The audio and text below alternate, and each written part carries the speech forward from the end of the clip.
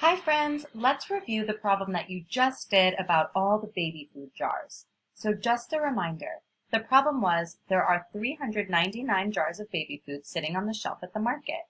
Some jars fell off, and there are 389 jars still on the shelf. How many jars fell off and broke? I've created 399 right here with my place value discs. I hope you did something similar on the website. I know that some fell off, but I'm not sure how many. So I've got 399.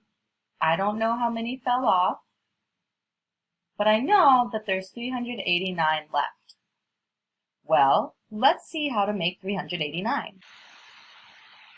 To make 389, I have 3 hundreds, I need 8 tens, and 9 ones.